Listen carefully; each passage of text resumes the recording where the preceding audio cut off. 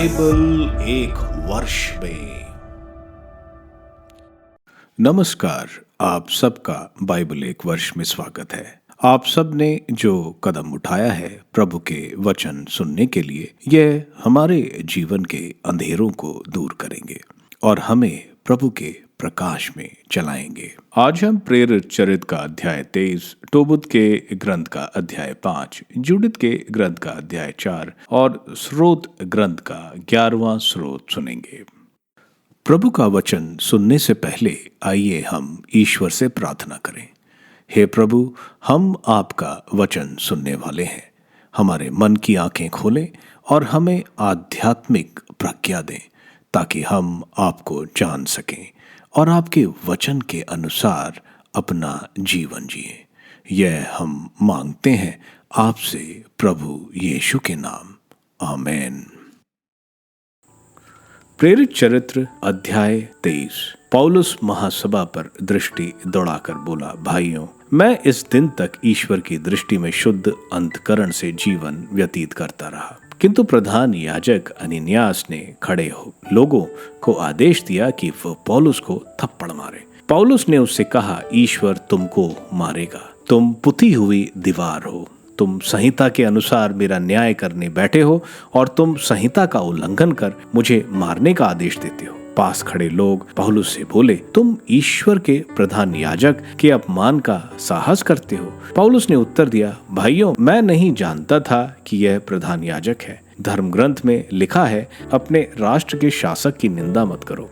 पौलुस ये जानता था कि महासभा में दो दल हैं, एक सदुकियों का और दूसरा फरीसियों का। इसलिए उसने पुकार कर कहा, भाइयों, मैं हूँ फरीसी और फरीसियों की संतान। मृतकों के पुनरुत्थान की आशा के कारण मुझ पर मुकदमा चल रहा है। पौलुस के इन शब्दों पर फरीसियों तथा सदुकियों में विवाद उत्पन्न हुआ और उनमें फूट पड़ गई, क्योंकि सदुकियों की धारणा है कि ना तो पुनरुत्थान है और ना स्वर्गदूत और ना आत्मा, परंतु फरीसी इन पर विश्वास करते हैं। इस प्रकार बड़ा कोलाहल मच गया। फरीसी दल के कुछ शास्त्री खड़े हो गए और पुकार कर कहते रहे, हम इस मनुष्य में कोई दोष नहीं पाते। यदि कोई आत्मा अथवा स्वर्गदूत उससे कुछ बोला हो तो विवाद बढ़ता जा रहा था और कप्तान डर रहा था कि कहीं वह पौलुस के टुकड़े टुकड़े न कर दे। इसलिए उसने सैनिकों को आदेश दिया कि वह सभा में जाकर पौलुस को उनके बीच से निकाल ले और छावनी ले जाए। उसी रात प्रभु पौलुस को दिखाई दिया और बोले, धीर बने रहो। तुमने यरूशलेम में जिस तरह मेरे विषय में साक्ष्य दिया है, तुमको उसी तरह रोम में भी साक्ष्य देना है। पौलुस के विरुद्ध यहूदियों का षड्यंत्र। दिन हो जाने पर कुछ यहूदी एकत्र हो गए और उन्होंने यह शपथ ली कि वह तब तक ना तो खाएंगे और ना पिएंगे जब तक वे पौलुस का वध ना कर दें। इस षड्यंत्र में 40 से अधिक व्यक्ति सम्मिलित थे। वे महायाजकों तथा नेताओं के पास जाकर बोले, हमने शपथ ली है कि हम तब तक कुछ नहीं खाएंगे जब तक हम पौलुस का वध न कर दें। आप लोग महासभा की सहमति से कप्तान को सूचित कर दें कि वह पौलुस को इस बहाने आप लोगों के पास भेजे कि आप और अच्छी तरह उसके मामले की जांच करना चाहते हैं। उसके वहां पहुंचने से पहले ही हम उसे मार देने के लिए तैयार होंगे। पौलुस के भांजे को इस षड्यंत्र का पता चला और उसने छावनी जाकर पौलुस को इसकी सूचना दी। पौलुस ने एक छतपति को बुला भेजा और उससे कहा, इस लड़के को कप्तान के पास ले जाइए, इसे उनको एक सूचना देनी है। उसने लड़के को कप्तान के पास ले जाकर कहा, बंदी पौलुस ने मुझे बुला भेजा और इस लड़के को आपके पास ले जाने का निवेदन किया। इसको आप से कुछ कहना है। कप्तान ने उसका हाथ पकड़ा और उसे एकांत में ले जाकर पूछा, तुम्हें मुझसे कौन सी सूचना देनी है? उसने कहा, यहूदियों ने षड्यंत्र रचा है। वे आपसे यह निवेदन करेंगे कि आप कल पौलुस को इस बहाने सभा में ले चलें कि वे और अच्छी तरह उसके मामले की जांच करें। आप उनकी बात नहीं मानिएगा।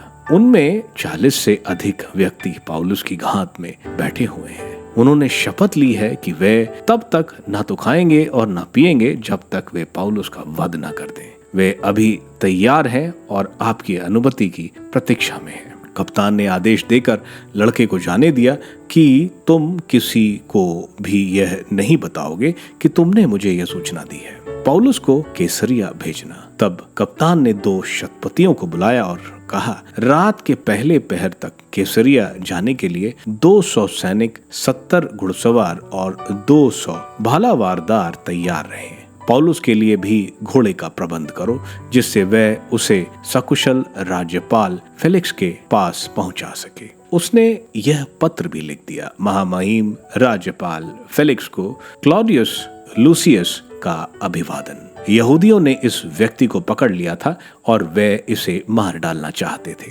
परंतु मैंने अपने सैनिकों के साथ वहां पहुंचकर इसे छुड़ा लिया, क्योंकि मुझे पता चला कि यह रोमन नागरिक है। मैं ये जानना चाहता था कि वे इस पर कौन सा अभियोग लगाते हैं, इसलिए मैं इसे उनकी महासभा ले गया। मैं समझ गया कि अभियोग उनकी संहिता के विवादास्पद प्रश्नों से संबंध रखता है और इस पर ऐसा कोई आरोप नहीं लगाया जा रहा है जो मृत्यु या कैद के योग्य हो। मुझे यह सूचना मिल गई है कि इसे मारने का षड्यंत्र रचा जा रहा है, इसलिए मैं इसे तुरंत आपके पास भेज रहा हूँ। मैंने इसके अभियोगियों को भी अनुदेश दिया कि वे आपके सामने इसके विरुद्ध अपना प्रतिवेदन प्रस्तुत करें। अलविदा। आदेश के अनुसार सैनिक पौलुस को ले गए और उसको उसी रात अंतिप्रतिस पहुंचा दिया। दूसरे दिन उन्होंने घुड़सवारों को पौलुस के साथ जाने दिया और वे खुद छावनी लौट आए। घुड़सवारों ने कैसरिया पहुंचकर राज्यपाल को वह पत्र दिया और पौलुस को उसके हवाले किया। राज्यपाल ने पत्र पढ़कर पौलुस से पूछा कि वह किस प्रांत का है। यह जानकर कि वह किलिकिया का है, उसने कहा, जब तुम्हारे अभियोगी भी पहुंचेंगे तब तुम्हारी सुनवाई होगी। और उसने पौलुस को हेरोद के किले में कैद कराने का आदेश दिया। टोबित का ग्रंथ अध्याय 5। इस पर टोबियास ने उत्तर देते हुए उससे कहा, पिताजी, आपने मुझे जो कुछ कहा मैं वह सब करूंगा, परंतु मैं वह धन कैसे प्राप्त करूं जब ना तो मैं उस व्यक्ति को जानता हूं और ना वह मुझे। मैं उसे क्या प्रमाण दूं जिससे वह मुझे पहचाने, मुझ पर विश्वास करे और वह धन मुझे लौटाए। इसके सिवा मैं मेदिया जाने का रास्ता भी नहीं जानता। टोबित ने उत्तर देते हुए अपने पुत्र टोबियास से कहा, हम दोनों ने एक पर्चे पर हस्ताक्षर किए। मैंने उसके 2 टुकड़े कर दिए और हम दोनों ने एक एक टुकड़ा ले लिया। इसके बाद मैंने चांदी उसके पास रखी। अब तो 20 वर्ष हो गए हैं कि मैंने वह धन उसके पास रखा। बेटा, अब तुम एक ईमानदार व्यक्ति का पता लगाओ जो तुम्हारे साथ जाए और लौटने पर हम उसे वेतन देंगे। तुम जाओ और मृत्यु के पहले उस व्यक्ति से वह धन प्राप्त करो। टोबियास और स्वर्गदूत का प्रस्थान। तब टोबियास एक ऐसे व्यक्ति की खोज में निकला जो उसके साथ मेदिया जाने को तैयार हो और वहां का मार्ग जानता हो। उसे स्वर्गदूत रफाएल मिला, किंतु उसे मालूम नहीं था कि वह स्वर्गदूत है। वह उससे बोला, युवक, तुम कहाँ के हो? उसने उत्तर दिया, मैं इजरायली तुम्हारा भाई हूँ, यहाँ काम की खोज में आया हूँ। टोबियास ने पूछा, क्या तुम मेदिया का मार्ग जानते हो? उसने कहा, मैं वहाँ कई बार गया था, मैं वहाँ के सब मार्ग जानता हूँ। मैं कई बार मेदिया जा चुका हूँ और हमारे भाई गबैल के यहाँ रहा, जो मेदिया के रागे का निवासी है। एक बिताना से रागे 2 दिन का रास्ता है, क्योंकि रागे पर्वत पर है, जबकि एक बत्ताना मैदान में। इस पर टोबियास उससे यह बोला, युवक, मेरी प्रतीक्षा करो, मैं घर जाकर अपने पिता को इसकी सूचना दूंगा। वहां जाने के लिए मुझे तुम्हारे साथ की जरूरत है, इसके लिए मैं तुमको वेतन दूंगा। युवक ने कहा, मैं तुम्हारा इंतजार करूंगा, किंतु देर मत करना। टोबियास ने घर जाकर अपने पिता टोबित से कहा, मुझे अपने इजरायलियों भाइयों में से एक व्यक्ति मिल गया है जो मेरे साथ जाएगा। पिता ने उत्तर दिया, बेटा, उसे अंदर बुलाओ, मैं जरा पता कर लूं कि वह किस कुल और वंश का है और यह देख लूं कि वह ईमानदार और तुम्हारे साथ जाने योग्य है। टोबियास ने बाहर जाकर उसे बुलाया और कहा, युवक, पिताजी तुमसे मिलना चाहते हैं। वह अंदर गया और टोबित ने पहले उसे प्रणाम किया। उसने टोबित से कहा, आपको आनंद मिले। टोबित ने उत्तर में कहा, मुझे आनंद कहाँ से मिलेगा? अंधा होने के कारण मैं आकाश की ज्योति नहीं देख सकता और अंधकार में बैठने के कारण मैं मृतकों को फिर कभी प्रकाश नहीं देख पाऊंगा। मैं जीवित होते हुए भी मृतकों जैसा हूँ। मैं मनुष्यों की आवाज सुनते हुए भी उन्हें नहीं देखता। उसने उत्तर दिया, ढारस रखिए, निकट भविष्य में ईश्वर आपको स्वस्थ करेगा। ढारस रखिए। टोबित ने उससे कहा, भाई, मेरा पुत्र टोबियास मेदिया जाना चाहता है। क्या तुम उसके साथ जाकर उसे मार्ग दिखा सकते हो? मैं तुमको वेतन दूंगा। उसने उत्तर दिया, मैं उसके साथ जा सकता हूँ। मैं सब मार्ग जानता हूँ और कई बार मेदिया जा चुका हूँ। मैं वहाँ के सब मैदानों और पर्वतों का भ्रमण कर चुका हूँ और सब मार्ग जानता हूँ। टोबित ने उससे कहा, भाई, मुझे बताओ तुम कहाँ के और किस वंश के हो? उसने उत्तर दिया, आप वंश क्यों जानना चाहते हैं? टोबित ने कहा, मैं सही यह जानना चाहता हूँ कि तुम किसके पुत्र हो और तुम्हारा नाम क्या है। उसने उत्तर दिया, मैं आपके संबंधी बड़े हनन्या का पुत्र अजर्या हूँ। टोबित ने कहा, भाई, स्वागत हो। इस बात पर बुरा ना मानना कि मैं तुम्हारे परिवार का सही परिचय चाहता था। अब पता चला कि तुम मेरे भाई और अच्छे परिवार के सदस्य हो। मैं बड़े समया के दोनों पुत्र हनन्या और नाथान को जानता था। वे आराधना करने मेरे साथ यरूशलेम जाया करते थे। वे अपने धर्म से विमुख नहीं हुए। तुम्हारे भाई कुलीन है और तुम्हारा वंश उत्तम है। तुम्हारा स्वागत हो। उसने फिर कहा, मैं तुमको 1 दिनार का रोजाना और तुम्हें एवं अपने पुत्र को वह दूंगा। जो आवश्यक है उसके साथ जाओ और मैं वेतन के अतिरिक्त तुम्हें और कुछ दूंगा। उसने कहा, आप निश्चिंत रहें, मैं उसके साथ जाऊंगा। हम सुकुशल जाएंगे और सुकुशल लौटेंगे। मार्ग सुरक्षित है। टोबित ने उससे कहा, भाई, ईश्वर तुम्हारा भला करे। उसने अपने पुत्र को बुलाकर कहा, यात्रा के लिए तैयारी करो और अपने भाई के साथ जाओ। स्वर्ग में विराजमान ईश्वर वहाँ तुम्हारी रक्षा करे और तुम दोनों को मेरे पास सुकुशल पहुँचा दे। पुत्र ईश्वर का दूत तुम्हारे साथ रहे और तुम्हारी रक्षा करे।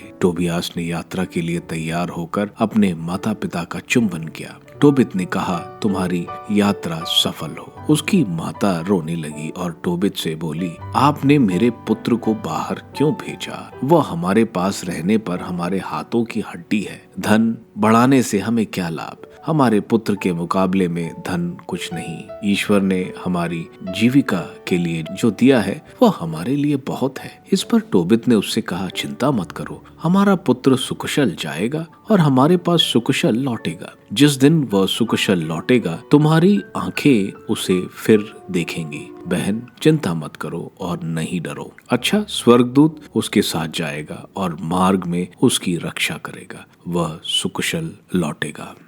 यूदित का ग्रंथ अध्याय 4। यहूदियों द्वारा होलीफरस का गतिरोध। यहूदिया में रहने वाले इजरायलियों ने सुना कि अश्शूरियों के राजा नबूकदनेस्सर के प्रधान सेनापति होलीफरस ने उन लोगों के साथ क्या क्या किया था, अर्थात उसने किस प्रकार उनके सब देवालयों को लुटवाकर नष्ट कर दिया था। यह सुनकर वे उससे भयभीत हुए और यरूशलेम और प्रभु ईश्वर के मंदिर के कारण घबरा गए, क्योंकि थोड़े समय पहले ही वे निर्वासन से लौटे थे। यूदा की जनता एकत्र हो गई थी और पात्रों, वेदी और ईश्वर के मंदिर का दूषण दूर कर इन सब की शुद्धि की गई थी। इसलिए उन्होंने समस्त समरिया प्रांत, कोना, बेथहेरोन, बेलमैन, यरीको, खोबा, एसोरा और सालेम के मैदान के निवासियों को एक संदेश भेजा। उन्होंने ऊंचे पर्वतों के सब शिखर अपने अधिकार में कर लिए, उन पर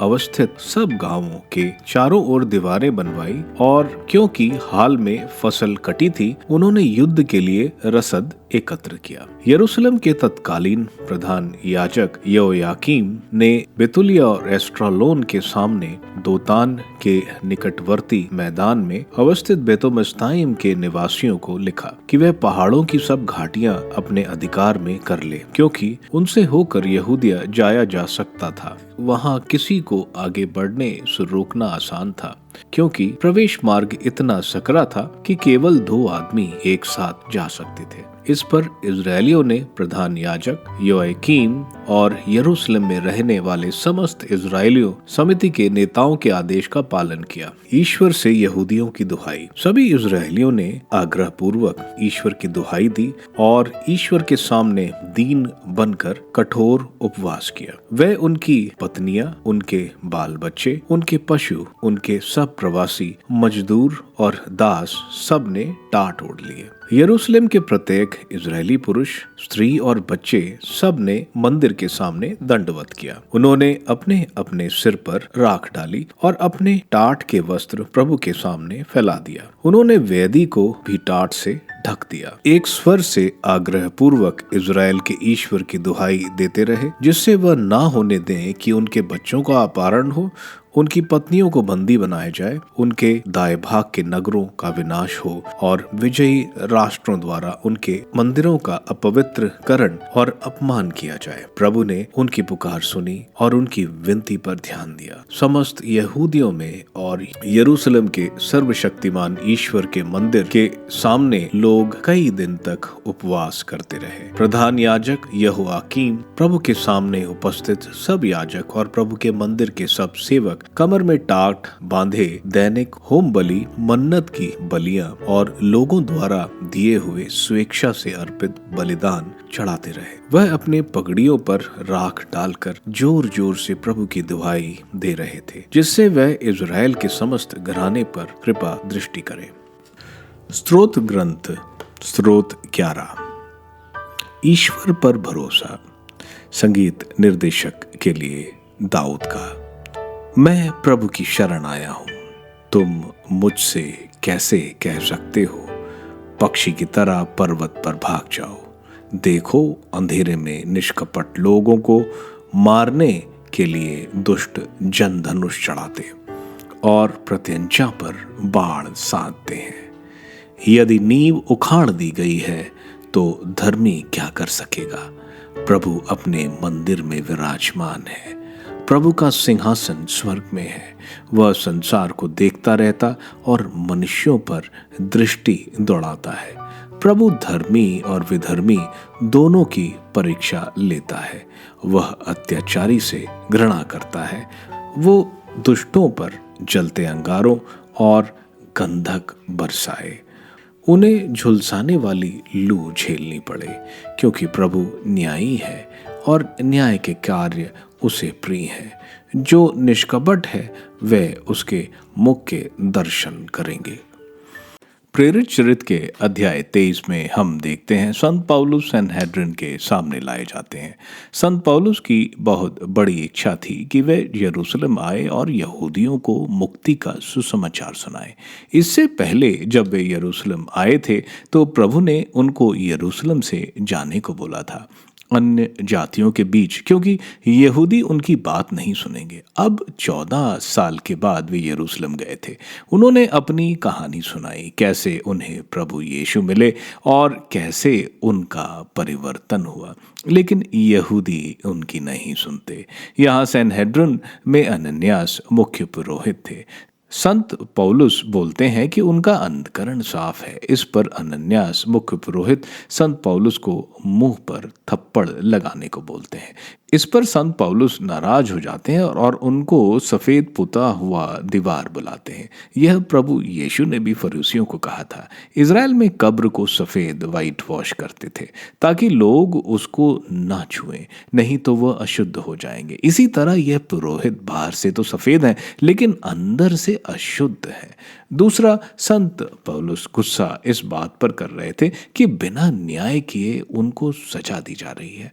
जब उनको बताया जाता है कि वह प्रधान याजक हैं तो वह माफी मांगते हैं। संत पौलुस को मालूम चल गया था कि उनको यहाँ न्याय नहीं मिलेगा, इसलिए वे जानते थे कि सैनहेड्रिन में फरीसी और सदूसिस थे। फरीसी पुनरुत्थान और देवदूतों को मानते थे और सदूसिस पुनरुत्थान में नहीं विश्वास करते और वे मूसा के 5 ग्रंथों को ही मानते हैं। संत पौलुस बोलते हैं कि मैं एक फरीसी हूँ और मुझे पुनरुत्थान पर पूरा विश्वास है। इस बात को लेकर फरीसी और सदूसिस के बीच में विवाद छिड़ जाता है। फरीसी संत पौलुस का साथ देते हैं जो मुख्य मुद्दा यहाँ था उसका कोई ध्यान नहीं देता। जब यह कोलाहल बढ़ जाता है तो संत पौलुस को सैनिक वहां से उनको बचाकर किले में ले जाते हैं। उसी रात प्रभु संत पौलुस को दर्शन देते हैं और कहते हैं कि उन्हें रोम में भी इसी तरह साक्ष्य देना है। आगे संत पौलुस को मारने की साजिश देखते हैं। तो संत पौलुस के बहन के पुत्र इस साजिश को रोमन को बता देते हैं। रोमन्स का न्याय यहाँ हम एक निष्पक्ष तौर से देखते हैं। संत पौलुस को 2 सेंचुरियंस के साथ सिजिरिया में गवर्नर फेलिक्स के पास भेज देते हैं, पूरी सुरक्षा के साथ। फेलिक्स जब संत पौलुस से जान जाता है कि वे सिलिसिया के हैं, वे उनके आरोपियों के आने का इंतजार करते हैं। तोबित के ग्रंथ के अध्याय 5 में हम देखते हैं तोबियास रेज जो मीडिया जो आज के ईरान में है वहां जाने को बोलता है। तोबियास को देवदूत रफेल मिलते हैं जो उनको रेज ले जाने को तैयार हो जाता है। तोबित द्वारा पूछे जाने पर रफेल अपना नाम अजरिया बताता है जिसका अर्थ है यावे ने मदद की, और अनन्यास जो पिता का नाम बोलते हैं उसका मतलब है यावे दयालु है। इस तरह टोबियास रेज में टोबित की धन राशि लेने चला जाता है। यूडित के ग्रंथ के अध्याय 4 में जब लोगों को मालूम चलता है कि होलीफरस जिसने बाकी सारे इलाके के मंदिर गिरा दिए अब वो यूडा की तरफ बढ़ रहा है, लोग यरूशलेम के मंदिर के लिए और अपने बच्चों और औरतों के लिए घोर विलाप करते हैं और टाट का कपड़ा पहनकर और राख अपने ऊपर मढ़ लेते हैं और घोर विलाप करते हैं। उनके इस विलाप और प्रार्थनाएं प्रभु सुन लेते हैं। स्रोत ग्रंथ का स्रोत 11 एक भरोसे का स्रोत है। स्रोतकार दुष्टों से सताया जा रहा है लेकिन वो वहां से भागना नहीं चाहता क्योंकि वो ईश्वर पर भरोसा रखता है। ईश्वर जो सब देखते हैं दुष्ट को सजा देंगे और धार्मिक रक्षा प्राप्त करेगा। आप सबको धन्यवाद ईश्वर के वचन सुनने के लिए। मैं आपसे विनती करता हूं कि आप बाइबल एक वर्ष में को दूसरों के साथ शेयर करें क्योंकि प्रभु का वचन स्वयं प्रभु यीशु है। प्रभु को दूसरों को देने वालों को प्रभु की आशीष जरूर मिलेगी। मैं आप सबका बड़ी बेसब्री से कल इंतजार करूंगा। धन्यवाद।